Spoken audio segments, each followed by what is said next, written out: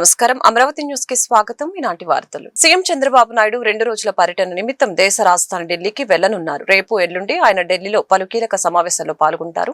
ఈ పర్యటనలో భాగంగా ఎన్డీఏ భాగస్వామ్య పక్షాల సమావేశం, నీతి ఆయోగ్ గవర్నింగ్ కౌన్సిల్ సమావేశానికి హాజరు కానున్నారు. ముఖ్యమంత్రి చంద్రబాబు రేపు ఉదయం 11:30 గన్నవరం విమానాశ్రయం నుంచి ప్రత్యేక విమానంలో ఢిల్లీకి బయలుదేరుతారు. అదే రోజు మధ్యాహ్నం 3 గంటల నుంచి రాత్రి 9 గంటల వరకు ఢిల్లీలోని భారత్ మండపంలో జరిగే ఎన్డీఏ భాగస్వామ్య పక్షాల సమావేశంలో పాల్గొంటారు. మరుసటి రోజు గురువారం నాడు రాష్ట్రపతి భవన్ లో నిర్వహించే నీతి ఆయోగ్ 11వ గవర్నింగ్ కౌన్సిల్ సమావేశంలో చంద్రబాబు పాల్గొంటారు. ఈ సమావేశం ఉదయం 9:15 ప్రారంభమై సాయంత్రం 5 గంటల వరకు కొనసాగుతుంది. అనంతరం ఢిల్లీ నుంచి బయలుదేరి రాత్రి 9 గంటలకు అమరావతి చేరుకుంటారు. విశాఖ స్టీల్ ప్లాంట్ ఘటనా స్థలిని డిప్యూటీ సీఎం పవన్ కళ్యాణ్ పరిశీలించారు. అనంతరం మీడియాతో మాట్లాడుతూ స్టీల్ ప్లాంట్ ప్రమాద ఘటనపై త్రిసభ్య కమిటీ దర్యాప్తు చేస్తుందని తెలిపారు. ప్రమాదానికి ముందే మరో ఘటన జరిగిందని కార్మికులు చెప్పారని అన్నారు. ఇలాంటి ఘటన గత 33 ఏళ్లలో ఎప్పుడు జరగలేదని అన్నారు. బాధితులకి ప్రభుత్వం అండగా ఉంటుందని భరోసా ఇచ్చారు. విశాఖ ఉక్కు ప్రైవేటీకరణ కాకూడదన్నది తమ ఆకాంక్ష అని చెప్పుకొచ్చారు. ఇలాంటి ప్రమాదాలు జరగకుండా నిరంతర నిఘా ఉండాలని ఈ సందర్భంగా తెలియజేశారు. అంతకుముందు స్టీల్ ప్లాంట్ ప్రమాదంలో గాయపడిన కిమ్స్ ఆసుపత్రిలో చికిత్స పొందుతున్న బాధితుల్ని పవన్ పరామర్శించారు. వారి ఆరోగ్య పరిస్థితిని అడిగి తెలుసుకున్నారు. క్షతగాత్రులకు అయ్యే వైద్య ఖర్చుల్ని ప్రభుత్వమే భరిస్తుందని అన్ని విధాలుగా అండగా ఉంటామని పవన్ భరోసా ఇచ్చారు.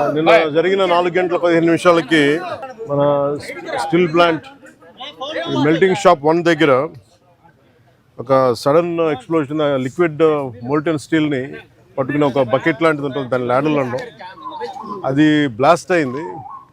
ఆ బ్లాస్ట్ అవడంలో దాదాపు నిన్న మనందరికీ తెలిసింది, దాదాపు 8 మంది చనిపోయారు, ఒక 6 మంది గాయపడ్డారు, తీవ్ర గాయాలని. సో వాళ్ళు 2 క్రిటికల్ కండిషన్లో, 6 మంది ఇంకా మేజర్ క్రిటికల్ కండిషన్లో ఉన్నారు. ఇంకా వాళ్ళు ఎలా ఉంటుందని మనస్ఫూర్తిగా మేము బాగుండాలని ఆకాంక్షిస్తున్నాం. వాళ్ళని కూడా పరామర్శకెళ్తాను. అలాగే ఇంకొక 2 ఇప్పుడే ఇందాక కిమ్స్లో చూసి రావడం జరిగింది. వాళ్ళ ప్రాణాపాయానికి బయటపడ్డారు. ఇప్పుడు ఇందాక లోపలికి పోయి మొత్తం చూస్తూ ఉంటే కార్మికులు కూడా కొంతమంది ఇంటరాక్ట్ అయ్యారు.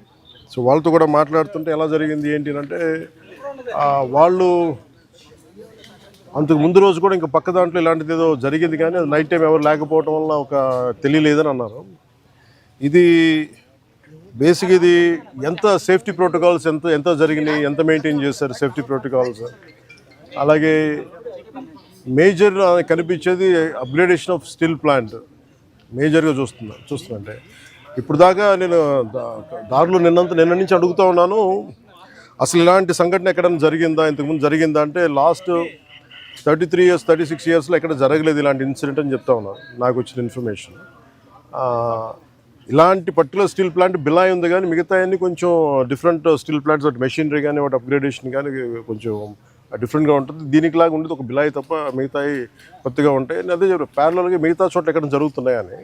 చైనాలో కూడా జరిగింది, కానీ ఇంకొక ఫ్రాన్స్లో కూడా జరిగింది, కానీ ఇలాంటి సంఘటన అయితే జరగలేదు. ఈ పర్టికులర్ ల్యాడల్, ఈ మోల్టెన్ లావాని క్యారీ చేసే బకెట్, ఏమన్నా చేసే ల్యాడల్ అనే బకెట్ ఇప్పుడు బ్లాస్ట్ అవడం చూడలేదు, ఇప్పుడు జరగలేదని చెప్తా ఉన్నారు. అక్కడ ఒక డిఫరెంట్ బ్లాస్ట్ జరిగినాయి, బట్ ఈ కైండ్ ఇప్పుడు జరగలేదు. అందుకని ఇప్పుడే బొకారో స్టీల్ ప్లాంట్ నుంచి నాకున్న ఇన్ఫర్మేషన్, ఒక 3 men కమిటీ ఒకళ్ళు వచ్చి ఫామ్ చేస్తే వాళ్ళు ప్రిలిమినరీ ఇన్వెస్టిగేషన్స్ కూడా వస్తారు. ఏ నేపథ్యంలో జరిగినాయి, సేఫ్టీ ప్రోటోకాల్స్ ఎలా ఉన్నాయి, సేఫ్టీ ఆడిట్ ఎలా జరిగింది, ఇవన్నీ పరిగణలో తీసుకొని వాళ్ళు చేశారంటే ఇవన్నీ సీరియస్ ఇష్యూస్ కాబట్టి కూర్చోబెట్టి ఒక ప్రెస్ మీట్లో ఇది ఒక ఎమోషనల్గానో ఏదైనా కూర్చోబెట్టి సడన్గా ఒక మాట అనేయకూడదు. అది మా అందరి మీద బాధ్యత ఉంది. అందుకని ముందు ప్రభుత్వ పరంగా కానీ మొత్తం అసలు విశాఖ స్టీల్ ప్లాంట్ లో చోటు చేసుకున్న ఘోర ప్రమాదంలో మృతి చెందిన కార్మికుల కుటుంబాలకు, క్షతగాత్రులకు కూటమి ప్రభుత్వం అండగా నిలుస్తుందని మంత్రి నారా లోకేష్ అన్నారు.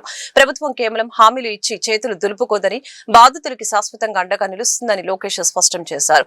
చరిత్రలో ఎన్నడూ లేని విధంగా కాంట్రాక్టు లేదా పర్మనెంట్ అని తేడా లేకుండా మృతుల కుటుంబంలో ఒకరికి శాశ్వత ఉద్యోగం కల్పిస్తామని ప్రకటించారు. బాధితుల్ని పరామర్శించిన అనంతరం నారా లోకేష్ మీడియాతో మాట్లాడుతూ బాధిత కుటుంబాలకు ప్రభుత్వం కల్పిస్తున్న భరోసాను వివరించారు. చరిత్రలో ఎన్నడూ లేని విధంగా కాంట్రాక్టు లేదా పర్మనెంట్ అనే తేడా లేకుండా మృతుల కుటుంబంలో ఒకరికి శాశ్వత ఉద్యోగం కల్పిస్తామని ప్రకటించారు.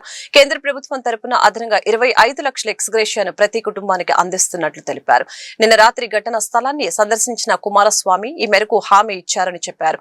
కుటుంబంలో చదువుకున్న వారికి పర్మనెంట్ ఉద్యోగం ఇవ్వడంపై కేంద్ర ప్రభుత్వం కార్యదర్శి నిబంధనల గురించి ప్రస్తావించగా, అవసరమైతే కేబినెట్ కు తీసుకువెళ్లైనా దీన్ని సాధిస్తాను, ఇది నా బాధ్యత అని కుమారస్వామి కుమారస్వామి స్పష్టం చేశారని లోకేష్ వివరించారు. విశాఖ ఉక్కు ఆంధ్రుల హక్కు అనే నినాదంతో మనం విశాఖ ఉక్కుని మన పెద్దవాళ్ళు సాధించుకుంటాం జరిగింది. మీడియా మిత్రులు తెలుసు, విశాఖపట్నం ప్రజలకి తెలుసు. ఆనాడు వాజ్పేయి గారు ప్రధానమంత్రిగా, చంద్రబాబు నాయుడు గారు ముఖ్యమంత్రిగా ఉన్నప్పుడు ఆనాడు కూడా విశాఖ ఉక్కు ఒక సంక్షోభంలోకి వెళ్తే మనం కాపాడుకుంటాం జరిగింది. అదే పరిస్థితి మళ్ళీ వచ్చినప్పుడు కేంద్రంలో ఉన్న ప్రధానమంత్రి గారు, రాష్ట్రంలో గౌరవ ముఖ్యమంత్రి చంద్రబాబు నాయుడు గారు, అటుపక్కన కుమారస్వామి గారు, ఇటుపక్కన వర్మ గారు, నిర్మలా సీతారామన్ గారు అందరూ కలిసికట్టుగా కూర్చుని సుమారుగా 15,000 కోట్ల రూపాయలు ప్యాకేజ్ ఇచ్చి విశాఖ ఉక్కుని తిరిగి కాపాడుకుంటమే కాదు, తిరిగి ప్రొడక్షన్ ప్రారంభిస్తాం జరిగింది. ఇలాంటి పరిస్థితుల్లో నిన్న జరిగిన సంఘటన చాలా చాలా బాధాకరం. ఒక పక్కన మేమందరం కూడా మళ్ళీ పూర్వ వైభవం వస్తుంది విశాఖ ఉక్కుకి, ఎందుకంటే టెక్నాలజీ చాలా మంచిది. ఆ టైంలో కట్టిన 4 ప్లాంట్లో కానీ ఒకసారి చూస్తే one of the best technology ఉన్న ప్లాంట్ ఇది. అలాంటి పరిస్థితుల్లో ఎందుకు ఇది జరిగిందనే బాధ అందరు కలిగింది. నిన్న కరెక్ట్గా 4 గంటల 10 నిమిషాలకి ఇన్సిడెంట్ జరిగిన వెంటనే కలెక్టర్ గారు, సిపి గారికి ఇక్కడ వస్తాం జరిగింది. దాని తర్వాత గౌరవ హోంమంత్రి గారు, ఎంపీ గారు, మా పల్లా శ్రీనివాస్ గారు ఆయన వస్తాం జరిగింది. నిన్న తెలుసుకున్న వెంటనే రాత్రే కుమారస్వామి గారు వచ్చి సుమారుగా పొద్దున్న 2 వరకు మొత్తం చూసి తిరిగి ఆయన వెళ్తాం జరిగింది. వర్మ గారు కూడా ఇక్కడికి వస్తాం జరిగింది. గన్నబాబు గారు వస్తాం జరిగింది. ఎందుకంటే మా అందరు ఎన్డీఏ పైన ఉన్న బాధ్యత ఇది. కేవలం కుటుంబాలని ఆదుకుంటాం కాదు, కార్మికులకి అండగా నిలబడాలి, కార్మికులకు భరోసా ఇవ్వాలనేది మా అందరి ఉద్దేశం.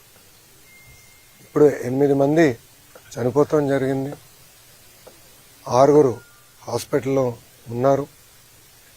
దాంట్లో నిన్న కుమారస్వామి గారు కూడా వచ్చి అదనంగా 25 లక్షల రూపాయలు ఎక్స్గ్రేషియా ఆయన ప్రకటించారు. ఎప్పుడు లేని విధంగా శాఖ ఉక్కు కర్మాగార ప్రమాద ఘటనపై కేంద్రం స్పందించింది. కేంద్ర ఉక్కు శాఖ మంత్రి హెచ్డి కుమారస్వామి ఘటనా స్థలాన్ని పరిశీలించి మృతుల కుటుంబాలకు భారీ పరిహారం ప్రకటించారు. శాఖ ఉక్కు కర్మాగారంలో జరిగిన ప్రమాద స్థలాన్ని కేంద్ర ఉక్కు శాఖ మంత్రి హెచ్డి కుమారస్వామి రాష్ట్ర ప్రజా ప్రతినిధులతో కలిసి స్వయంగా పరిశీలించారు. అనంతరం మీడియాతో మాట్లాడిన ఆయన మృతుల కుటుంబాలకు తన ప్రగాఢ సానుభూతిని తెలిపారు. మృతి చెందిన ప్రతి ఉద్యోగి కుటుంబానికి 25 లక్షల చొప్పున ఎక్స్గ్రేషియా ఇస్తున్నట్లు కుమారస్వామి ప్రకటించారు. వారి రెగ్యులర్ ఉద్యోగులైన అవుట్ సోర్సింగ్ సిబ్బంది అయినా ఈ పరిహారం వర్తిస్తుందని స్పష్టం చేశారు. ఇది బీమా, పిఎఫ్, గ్రాట్యుటీ వంటి చట్టబద్ద కుటుంబాలు ప్రస్తుతం ఉంటున్న స్టీల్ ప్లాంట్ క్వార్టర్స్ లోనే కొనసాగేందుకు అనుమతి ఇచ్చారు.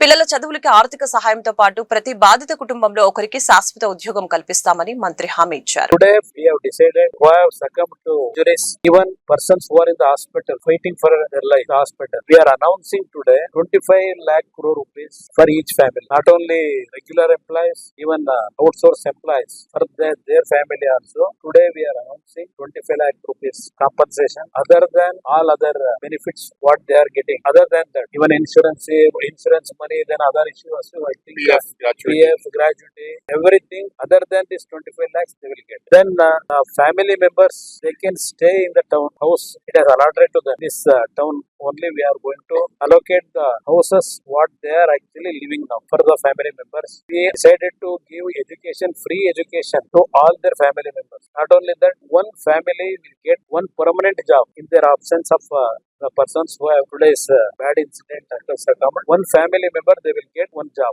Even who are working outsources, that family also will get one permanent job. That we have took the decision. In all other, whatever we can strength by giving all assistance, we will going to give it. But only thing, we can't bring the life back to their family. This is our announcement for several problems the families will face future days. We cooperate with the development of RINL. My personal request to RM. PM sir also. PM also, I already announced when I conveyed the message of this development. He also announced that Prime Minister Fund 2 lakh rupees for the family members, and who are injuries is there, for them 50,000 rupees. Prime Minister also announced. Overall insurance, all those things, I think they will get 38 lakh rupees to contract employees also, they will get 38 lakh. Permanent around 1.5. Yeah. So they may get. Yes, they will get. Permanent employees, they will get all benefits from about I think more than 1.5 crores they will. జిల్లా TDP party కార్యాలయంలో అధ్యక్షులు పిల్లి మాణిక్యరావు జన్మదిన వేడుకలు ఘనంగా నిర్వహించారు. జిల్లా అధ్యక్షులు పిల్లి మాణిక్యరావు 54వ జన్మదినం సందర్భంగా ఆయనకు మాజీ మేయర్ కోవెలమూడి రవీంద్ర,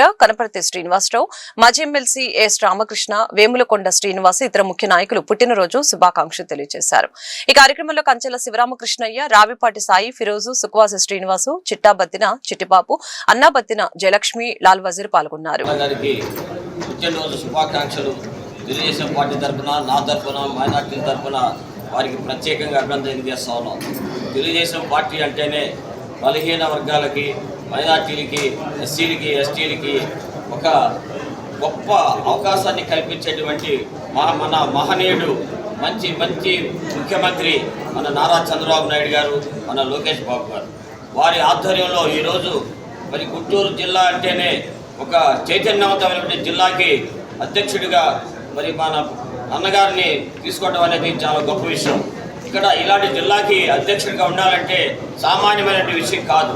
అలాంటి మంచి వక్త కాబట్టి, అలాగే ఈ పార్టీ కోసం నిరంతరం పనిచేయటం వల్లే ఈరోజు ఇంత గుర్తింపు వచ్చి ఒక మంచి నాయకుడిగా ఎదిగినందుకు మనందరం కూడా వారికి మరి సపోర్ట్గా ఉండి రాబోయే కాలంలో ఇంకా ఈ పార్టీని ముందుకు తీసుకెళ్లేదానికి అవకాశం కల్పించాలని చెప్పేసి మరి అందరి తరఫున మరి అన్నగారికి మరొక్కసారి మరి పుట్టినరోజు శుభాకాంక్షలు వ్యవస్థాపక సభ్యుడిగా తన జీవితాన్ని ప్రారంభించినటువంటి పిల్లి మాణిక్యరావు గారు తెలుగుదేశం పార్టీలో చేరిన అతి కొద్ది కాలంలోనే తెలుగుదేశం పార్టీ జాతీయ అధ్యక్షులు చంద్రబాబు నాయుడు గారు, యువ నాయకుడు లోకేష్ గారి ఆదరాభిమానాలు పొంది రాష్ట్ర కార్యదర్శిగా, రాష్ట్ర అధికార ప్రతినిధిగా అధికారంలో లేని 5 సంవత్సరాలు మరి జిల్లా నుంచి రాష్ట్రానికి ప్రాతినిధ్యం వహించే విధంగా ఒక పోరాట యోధుల్లాగా పోరాటం జరిగింది. మరి అలానే జిల్లా కార్యాలయంలో కానివ్వండి, రాష్ట్ర కార్యాలయంలో కానివ్వండి, టీవీ డిబేట్లో కానివ్వండి, అనేక ప్రసార మాధ్యమాల్లో తన గొంతును బలంగా వినిపించిన వ్యక్తి. మరి రాక్షసుడు లాంటి జగన్మోహన్ రెడ్డి అవినీతి అరాచకాలని పదే ఎండగడితే అనేక రకమైనటువంటి బెదిరింపులు, బుజ్జగింపులు వచ్చినప్పటికి కూడా వెనక్కి తగ్గకుండా నా నాయకుడు చంద్రబాబు, నా జెండా తెలుగుదేశం, నా ఎజెండా చంద్రబాబు నాయుడు గారిని ముఖ్యమంత్రిని చేయటమే. రాజ్యాంగ వ్యవస్థలపై జగన్మోహన్ రెడ్డికి గౌరవం లేదని టీడీపీ జిల్లా అధ్యక్షులు పిల్లి మాణిక్యరావు మండిపడ్డారు. టీడీపీ జిల్లా కార్యాలయంలో అధ్యక్షులు పిల్లి మాణిక్యరావు జన్మదిన వేడుకల్లో శుభాకాంక్షలు తెలిపిన వారందరికీ ఆయన ధన్యవాదాలు తెలిపారు. ఈ సందర్భంగా ఆయన మీడియాతో మాట్లాడారు. గుంటూరు జిల్లా అధ్యక్షుడిగా మా గుంటూరు తెలుగుదేశం పార్టీ దేవాలయంలో పుట్టినరోజు వేడుకలు ఈ పెద్దలందరి సమక్షంలో తెలుగుదేశం పార్టీ కుటుంబ సభ్యుల సారథ్యంలో జరుపుకోవటం చాలా సంతోషంగా ఉంది. గుంటూరు జిల్లా తెలుగుదేశం పార్టీ కుటుంబ సభ్యులందరికీ కూడా పేరు పేరున నేను ధన్యవాదాలు, కృతజ్ఞతలు తెలియజేస్తా ఉన్నాను. పార్టీ బాధ్యతలు తీసుకున్నప్పటి నుండి జిల్లాలో ఉన్నటువంటి కేంద్ర మంత్రి పెమ్మసాని చంద్రశేఖర్ గారి దగ్గర నుండి ఎమ్మెల్యేలు, ఎమ్మెల్సీలు, పార్టీలో ఉన్నటువంటి నాయకత్వం, రాష్ట్ర నాయకత్వం, జిల్లా నాయకత్వం, క్రింది స్థాయి నాయకత్వం వరకు కూడా అన్ని విషయాల్లో కూడా నాకు సహకరిస్తూ ముందుకెళ్తా ఉన్నారు. వారందరికీ కూడా ధన్యవాదాలు తెలియజేస్తూ ఉన్నాను. అధికారం వచ్చి 2 సంవత్సరాలు అవుతా ఉంది. ఈ 2 సంవత్సరాల నుండి కూటమి ప్రభుత్వం, చంద్రబాబు నాయుడు గారు కానివ్వండి, బీజేపీ, అట్లాగే పవన్ కళ్యాణ్ గారు, ఈ నాయకత్వంలో రాష్ట్ర ప్రజల యొక్క సంక్షేమం, రాష్ట్రం యొక్క అభివృద్ధి, రాష్ట్రం యొక్క కీర్తి ప్రతిష్టలు ఇమిడింపజేయటమే ధ్యేయంగా కార్యక్రమాలు జరుగుతూ ఉన్నాయి. 2 సంవత్సరాల నుంచి అనేకమైనటువంటి ఆర్థిక ఇబ్బందులు రాష్ట్రంలో ఉన్నా గతంలో 5 సంవత్సరాల్లో చేసినటువంటి గాయాలు ఆంధ్రప్రదేశ్ మొత్తం మీద ఉన్న ఆ గాయాల్ని మానుపుకుంటూనే రాష్ట్రం యొక్క పురోగతి వైపు 75-76 సంవత్సరాల చంద్రబాబు నాయుడు గారు 20 సంవత్సరాల యువకుల్లాగా నిరంతరం కృషి చేస్తూ పనిచేస్తూ ఉన్నాడు. ఆయన నాయకత్వంలో మేమందరం కూడా పనిచేయటం చాలా సంతోషంగా ఉంది. వ్యవస్థల మొత్తాన్ని గాడిలో పెట్టడం కానివ్వండి, రాష్ట్ర అభివృద్ధిని చేయటంలో కానివ్వండి, ప్రతిరోజు కార్యక్రమాలు చేయటం చాలా సంతోషంగా ఉంది. అదే క్రమంలో ఎవరైతే పశుపతి లాంటి ఆంధ్రప్రదేశ్కి రాజకీయ విలన్ ఉన్నాడో జగన్మోహన్ రెడ్డి, యోగా జీవితంలో భాగం కావాలని జిల్లా కలెక్టర్ సీఎం సాయికాంత్ వర్మ పిలుపునిచ్చారు. అంతర్జాతీయ యోగా దినోత్సవ వేడుకలలో భాగంగా మంగళవారం ప్రఖ్యాత పర్యాటక కేంద్రమైన ఉండవల్లి గుహలు వద్ద యోగా కార్యక్రమాలు నిర్వహించారు. యోగాలో జిల్లా కలెక్టర్ సీఎం సాయికాంత్ వర్మతో పాటు జాయింట్ కలెక్టర్ అశుతోష్ శ్రీవాత్సవ ఇతర జిల్లా అధికారులు పాల్గొన్నారు. అయితే ఇందాక మన డాక్టర్ ప్రసన్న లక్ష్మి గారు మాట్లాడుతూ చాలా ఇంపార్టెంట్ పాయింట్ చెప్పారు.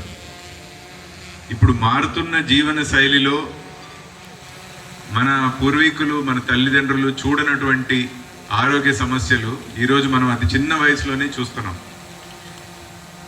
దానికి ఎన్నో కారణాలు ఉన్నాయి. అయితే వాటి పరిష్కారం కూడా మన చేతిలోనే ఉందండి. ఈ ఉదాహరణకి యోగా అనేది మన దేశంలో నుంచి పుట్టి ఈరోజు ప్రపంచం అందరూ కూడా దీన్ని మెచ్చుకొని ఫాలో అయ్యే స్థితికి ఎదిగినటువంటి ఒక very very balanced and very powerful and impactful exercise regiment. ఇది మనము మన పూర్వీకులు మన దేశం నుంచి మనందరికీ కూడా ఇచ్చినటువంటి ఒక గొప్ప గిఫ్ట్. దాన్ని మనం సరిగ్గా వాడుకున్నట్లయితే మన ఆరోగ్యాన్ని మనమే పూర్తి స్థాయిలో ఆరోగ్యంగా పెట్టుకొని మన వయస్సుని కూడా,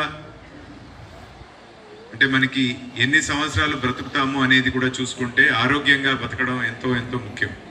సో మన లైఫ్ ఎక్స్పెక్టెన్సీని కూడా పెంచుకునేటువంటి కెపాసిటీ ఉంది మన ఈ యోగాకి. అయితే నాకు సంబంధించిన స్థలాల్లో కబ్జా జరిగింది. కబ్జాదారుల నుంచి మా స్థలాన్ని విడిపించి వారిపై చట్టపరమైన చర్యలు తీసుకొని మాకు న్యాయం చేయాలని బాధితులు ఆకుమల్ల వెంకటరెడ్డి, ఉద్దగిరి రాజేష్, డేగా రామకృష్ణ యాదవ్, ఆర్జ నాంచారయ్య, ఆర్జ వీర మణికంఠ, గోపిరెడ్డి, ఆల్తి కనకదుర్గ, వల్లభనేని పావని గుంటూరు జిల్లా ఎస్పీని ఆశ్రయించారు. అనంతరం వారు మీడియాతో మాట్లాడారు. కాజా టోల్ గేట్ పక్కన నాగార్జున యూనివర్సిటీ వెనుక నంబూరు విలేజ్ లో సుమారు 60 మంది మధ్యతరగతి ప్రజలు చట్టబద్ధంగా డబ్బు చెల్లించి కొనుక్కున్నామని తెలిపారు. దాదాపు 5 ఎకరాల స్థలాన్ని ప్లాట్లుగా విభజించి 60 మందికి 2019 నుంచి 2025 వరకు పలు దఫాలుగా లంకిరెడ్డి శ్రీనివాసరెడ్డి అనే వ్యక్తి చేసిన రిజిస్టర్ జీపీ ద్వారా జీపీ హోల్డర్ నంబూరు నాగేశ్వరరావు మా అందరికీ రిజిస్ట్రేషన్ చేశారని చెప్పారు. కొత్త గవర్నమెంట్ రావటం, అమరావతిని రాజధానిగా ప్రకటించిన తర్వాత సదరు జీపీ చేసిన వ్యక్తి లంకిరెడ్డి శ్రీనివాస్ రెడ్డి మరియు ఒంగోలుకు చెందిన టీడీపీ నేత, మాజీ వైసీపీ నేత అయిన పెద్దిరెడ్డి సూర్యప్రకాష్ రెడ్డి, అతని అనుచరులు మరికొంతమంది వ్యక్తులు మా స్థలాన్ని అక్రమంగా కబ్జా చేశారని ఈ సందర్భంగా ఆవేదన వ్యక్తం చేశారు. మాపై దౌర్జన్యం చేస్తూ మమ్మల్ని భయభ్రాంతులకి గురి చేస్తున్నారని వారు వాపోయారు. మేము నంబూరులో వచ్చేసి లంకిరెడ్డి శ్రీనివాసరెడ్డి అనే వ్యక్తి ఒక 5 ఎకరాల ల్యాండ్ ఉందండి. ఆ 5 ఎకరాల ల్యాండ్ని 2019లో నంబూరు నాగేశ్వరరావు అనే వ్యక్తికి జీపీఏ చేశారు. ఆ జీపీఏ చేస్తే అతని దగ్గర నుంచి మేము 2021లో నేను కొన్నాను. నాతో పాటు మా సభ్యులందరూ సుమారు 60 మంది వరకు, అంటే ఎవరి స్థోమత తగ్గ వాళ్ళ సైట్లో కొనుక్కున్నాము. యథేచ్ఛగా అప్పటి నుంచి ఎంజాయ్ చేస్తున్నాం. లాస్ట్ 1 year బ్యాక్ ఈ ఒంగోలు నుంచేసి పెద్దిరెడ్డి సూర్యప్రకాష్ రెడ్డి అనే వ్యక్తి ఈ నంబూరు నాగేశ్వరరావు జీపీ ఎక్కడ పొదిల్లో, ప్రకాశం జిల్లాలో పొదిల్లో ఎవరికి చెప్పకుండా అక్కడ క్యాన్సిలేషన్ చేశాడు. అది క్యాన్సిలేషన్ చేసి తర్వాత మా సైడ్లోకి వచ్చేసి మా సరిహద్దులు మొత్తం తీసేసి తను దొమ్మిది దూరిపోయాడు. తర్వాత మాకు తెలిసింది, మేము కూడా వచ్చినాం, ఎవరు ఉండట్లేదు. ఇదే టైంలో ఈ నంబూరు నాగేశ్వరరావు వచ్చేసి తను కోర్టుకి వెళ్ళేసి ఇట్లా నా జీపీ నాకు చెప్పకుండా రద్దు చేశారని చెప్పి కోర్టుకి వేశాడు. కోర్టు కూడా ఇతను జీపీ ఎవరైతే సూర్యప్రకాష్ రెడ్డి చేయించుకున్నారో అది క్యాన్సిలేషన్ చేశారు. క్యాన్సిల్ చేసినా కూడా వచ్చి సైట్లకు దొరబడి దొంబి చేస్తూ ఎవరైనా మేము ఒకళ్ళు ఇద్దరు వెళ్తే కనుక వాళ్ళని బెదిరించాలు కొడతామని చెప్పడాలు, మీరు ఎవరు అసలు మీకు సంబంధం ఏంటిది, ఇది నాకు చూస్తామని చెప్పేసి ఆ రకంగా చెప్పుకొస్తున్నాడు. మరోవర్ అసలు ఎవరైనా ఈ విషయంలో కూడా ఎవరా ఈ సూర్యప్రకాష్ రెడ్డి అని చెప్పి మేము లోకల్లో ఏది కాజాలో నంబూరులో ఉన్న తమ్మా శ్రీనివాస్ రెడ్డి అనే వ్యక్తిని కూడా కలిసాం. ఎవరండి అంటే అతను చాలా పెద్ద పలుకుబడి ఉన్న వ్యక్తి, పొలిటికల్షన్, ఏపీలో ఎవరు అడిగినా చెప్తారు అంత ఏపీలో ఎవరన్నా చెప్తున్నారంటే కనుక ఏదో ఉంటుందని మేము కూడా యూట్యూబ్ లో చెక్ చేసాం. యూట్యూబ్ లో చెక్ చేసి అతని గురించి మొత్తం భూ కబ్జాలు, భూదందాలు. ముదినేపల్లి మండలం సింగరాయపాలెం అండి మాది. మా మిస్సెస్ పేరు మీద నంబూరు గ్రామంలో కాజా టోల్ ప్లాజా కిందండి నంబూరు గ్రామంలో సైట్ కొన్నామండి. మేము 2001 నుంచి 2005 వరకు సుమారుగా 50 మంది ప్లాట్లు కొన్నామండి. 2021 నుంచి 2025 వరకు ప్లాట్లు కొన్నామండి. 50 మంది కొన్నామండి. 50-60 మంది కొంటే మన నంబూరు నాగేశ్వరరావు గారు లంకిరెడ్డి శ్రీనివాస్ దగ్గర జీపీ తీసుకున్నారండి. జీపీ తీసుకుంటే ఆయన మేమందరం కలిపి నంబూరు నాగేశ్వరరావు దగ్గర కొన్నామండి. ఇప్పుడు కొత్తగా లంకిరెడ్డి శ్రీనివాసరెడ్డి వచ్చి ఆ జీపీ చెల్లదని చెప్పి మా ప్లాట్లన్నీ మమ్మల్ని లోపలికి రానివ్వకుండా అడ్డుకుంటున్నాడండి ఆయన. ఈయనకి తోడు మళ్ళీ సూర్యప్రకాష్ రెడ్డి అని ఒంగోలు అండి, ఆయన రాష్ట్ర వ్యాప్తంగా చాలా చోట్ల కబ్జాలు చేశాడండి ఆయన. ఇప్పుడు ఆయన కూడా వచ్చి మమ్మల్ని అసలు సైట్లోకి ఎవరిని వెళ్ళనివ్వట్లేదండి. ఇది మాకు తగిన న్యాయం చేయాలి, మీడియా ద్వారా మేము కోరుకుంటున్నామండి. మా 20 మంది మేము జీపీ ద్వారా కొనుక్కున్నాయి. మేము అమౌంట్ అంతా ఈయనకి నంబూరు నాగేశ్వరరావుకి కట్టామండి. ఈయన మరి ఆయనకి లంకిరెడ్డి శ్రీనివాసరెడ్డికి ఏం గొడవలు వచ్చినాయో మాకు తెలియదండి. ఇప్పుడు ఆ రిజిస్ట్రేషన్ చెల్లవంటున్నాడండి. జీపీ ఇచ్చాక ఎందుకు చెల్లదండి? జీపీ ఇచ్చింది లంకిరెడ్డి శ్రీనివాసరెడ్డి. గుంటూరు లాలాపేటలోని గాంధీ బొమ్మ సెంటర్లో మంగళవారం వామపక్ష పార్టీలు రాస్తారోకో కార్యక్రమాన్ని చేపట్టాయి. ప్రభుత్వం పెంచిన పెట్రోల్, డీజిల్, గ్యాస్ ధరల్ని తగ్గించాలని డిమాండ్తో ఈ కార్యక్రమాన్ని వామపక్షాలు నిర్వహించాయి. సిపిఐ జాతీయ కార్యవర్గ సభ్యులు ముప్పాల నాగేశ్వరరావు, సిపిఎం నగర కార్యదర్శి నళినీకాంత్, సిపిఐ ఎంఎల్ జిల్లా కార్యదర్శి హరికృష్ణ మీడియాతో మాట్లాడారు. బీజేపీ ప్రభుత్వం కార్పొరేట్ సంస్థలకు కొమ్ము కాస్తుందని ఈ సందర్భంగా ధ్వజమెత్తారు. పెంచిన ధరలు తగ్గించేంత వరకు ప్రజల పక్షాన తమ పోరాటం ఆగదని స్పష్టం చేశారు.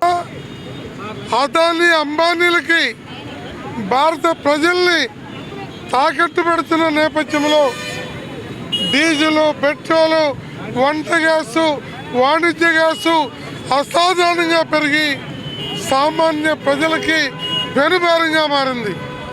ఈరోజు రాష్ట్రంలో రాష్ట్ర పన్నులు కూడా 36% పెరిగినాయి. కేంద్ర పన్నులు, రాష్ట్ర పన్నులు కలిస్తే అసలు ఉత్పత్తి ధర కన్నా రెట్టింపు ఎక్కువగా ఉన్నాయి. కార్పొరేట్లకి భారీ రాయితీలు ఇచ్చేటువంటి కేంద్ర రాష్ట్ర ప్రభుత్వాలు పేద ప్రజలు 50 మంది వాడుకునేటువంటి వంట గ్యాస్ ధరని 2 రెట్లు భారతీయ జనతా పార్టీ అధికారంలోకి వచ్చినాక పెంచడం నరేంద్ర మోడీకి సిగ్గుపోయే పని. కాంగ్రెస్ యూపీఏ ప్రభుత్వం చివరిలో 410 రూపాయలు ఉన్నటువంటి వంట గ్యాస్ ఈనాడు 937 పెరిగింది.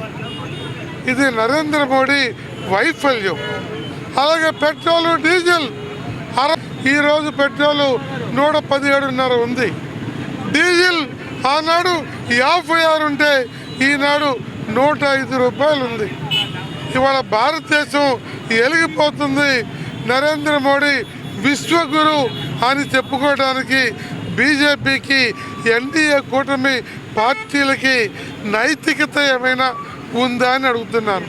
మన రాష్ట్ర ముఖ్యమంత్రి మాట్లాడితే మాది డబుల్ ఇంజిన్, ట్రిపుల్ ఇంజిన్ సర్కార్ అని చెబుతూ ఉంటాడు. మరి వాళ్ళ రూపాయి విలువ డాలర్కి 96 రూపాయలు ఉంది. అంతకుముందు 63 రూపాయలు ఉంది. భారతదేశం అప్పు 53 లక్షల నుండి 2,67 కోట్లకు పెరిగింది. ఇది భారతదేశంలో ఏ రాష్ట్రంలో లేని విధంగా ఆంధ్ర రాష్ట్రంలో ఎక్కువగా ఉన్నాయి. దీనికి ప్రధాన కారణం ఆంధ్ర రాష్ట్రం ప్రత్యేకంగా సెస్ విధించడం. వాస్తవంగా ఈ పెట్రోల్, గ్యాస్, డీజిల్లో సగం పైగా పన్నుల భారం ఉంది. ఆ పన్నుల భారం తగ్గిస్తే ప్రజలకు ఊరట వస్తుంది. అంతర్జాతీయ మార్కెట్లో పెద్ద ఎత్తున ధరలు పెరిగినాయని చెప్పి కేంద్ర ప్రభుత్వం, రాష్ట్ర ప్రభుత్వం గగ్గోలు పడతా ఉంది. మరి ప్రజలకు ఊరటనివ్వటం కోసం వాళ్ళు పన్నులు తగ్గించుకోవచ్చు కదా అని మేము ప్రశ్నిస్తూ ఉన్నాం. అంతేకాదు మన పక్కనే ఉన్న కేజీ బేసిన్లో దాదాపు 20 మిలియన్ టన్నుల గ్యాస్ నిక్షేపాలు ఉన్నాయి. పెట్రోల్ డీజిల్ దొరుకుతూ ఉంది. వాటిని మహారాష్ట్రకి, గుజరాత్కి అంబానీ తరలించుకుని వెళ్తా ఉన్నాడు. దానిలో సగభాగం ఆంధ్ర రాష్ట్రకి ఇవ్వాలని చెప్పి ప్రణాళిక సంఘం చెప్పింది. వాస్తవానికి ఆంధ్ర రాష్ట్ర ముఖ్యమంత్రి గారు సంపద సృష్టిస్తా అని చెప్తా ఉంటున్నాడు. కానీ సృష్టించబడిన సంపదను మాత్రం ఆంధ్ర రాష్ట్రానికి తీసుకోవటం లేదు. దీనివల్ల ఆంధ్ర రాష్ట్రంలో గ్యాసు 200 రూపాయలకి ఇవ్వచ్చు. ఆ అవకాశాన్ని ఆంధ్ర రాష్ట్రం ఉపయోగించుకోవట్లేదు. అందుకని అంతర్జాతీయ మార్కెట్లో ధరలు పెరిగినా ప్రజల మీద భారాలు పడకుండా చేసే ప్రయత్నాలు పాలకులు చేయాలి. కానీ దీని అవకాశంగా ఉపయోగించుకొని కార్పొరేట్లకు వరాలు ఇస్తూ ఉన్నారు, పేదలకు భారాలు వేస్తూ ఉన్నారు. అందుకని దీన్ని తీవ్రంగా వ్యతిరేకిస్తున్న తక్షణమే పెంచిన పెట్రోల్, గ్యాస్, డీజిల్ ధరలు తగ్గించాలని చెప్పి డిమాండ్ చేస్తూ ఉన్నాం. వామపక్ష పార్టీలన్నీ కూడా దేశవ్యాప్తంగా ఆందోళన చేస్తూ ఉన్నాయి. ముఖ్యంగా మోదీ ప్రభుత్వం కార్పొరేట్ కంపెనీలకి, బడా పారిశ్రామికవేత్తలకి లక్షల కోట్ల రూపాయల అప్పులను రద్దు చేసి ఈ వార్తలు ఇంతటితో సమాప్తం. మరొక బులెటిన్లో మళ్ళీ కలుద్దాం. నమస్కారం.